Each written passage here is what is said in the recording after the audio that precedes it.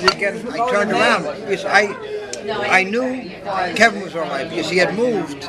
Because during the first attack, if he was still at Fuji, right? During the second attack, the plane came right in on Fuji. He would have been gone. But I knew he was all right because he had moved. He was uptown. He wasn't in World. But Betty was at 100 Center. She was downtown. She was downtown. So I did, you know. So I went up there and I came back and I just stayed in the firehouse for a week. I thought you guys were driving somewhere. You were driving in Connecticut. But we were driving to Maine, I was and up then in we turned Pennsylvania. around and came back. But I came and I lived in the firehouse for like a week and a half because I went up there every day. No, I understand. So you were digging The day after. The day after? But how many days? About a week and a half. And you never found anything, right? Well, we found parts. Just parts. Yeah, but he's in that study. New York City has this 9/11 study going on. Every year Greg has to go for various physical.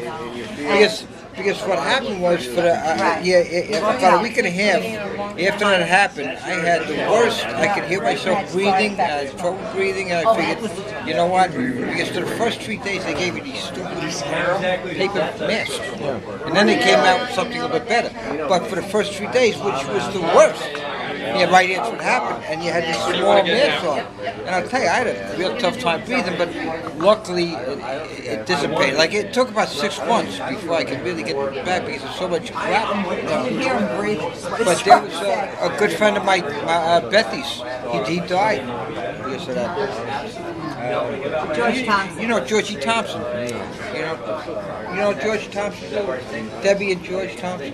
Okay. Well, his son died. He was a cop. 2 years. So when you drove back, how did you get in? How did they say? Okay, what happened? Because we went back, he dropped me off back at the lake, and then he said to me, I can't stay here. And I was like, So I got my own uniform. But he said, I have to go. He left. I got my own uniform. From the lake. From the lake. He left. But I had my helmet that was at the time 30 years old because I had to give all my good stuff back when I retired. Right. And at the time, you couldn't get in. Right. But finally what happened, I went down there and I parked the car. But this was on 9/12. 9/12. 9/12, I parked the car and I ran down to the boat. Where did you park the car? I parked the car on the Gothels Bridge and I ran down to the toll booth. I tinned the guy because I had my own things. Look, I'm on the job, and he let me in. So I got into Staten Island, went right to the firehouse. And when I got to the firehouse, they just put us on a truck. And you know who was working that day? Within me? Cormac Gordon. And we took the ferry and we signed it, and we just went to 9/11. We came back. So the ferry was running from 9/12. Yep.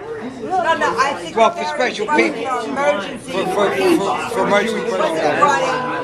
Average people. It's emergency. No, that's what I mean. But all I'm saying is that somebody was running the ferry, even for emergency personnel. So you get on the ferry and you go.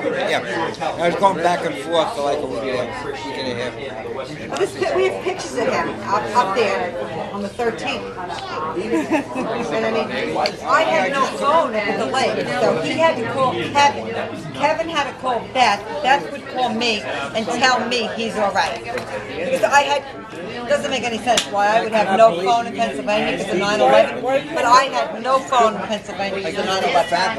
And everybody from New York was calling my house, like Coots's friends. And people remember that there's almost a whole generation that wasn't even born now when it happened. I couldn't get through it, so I had no phone.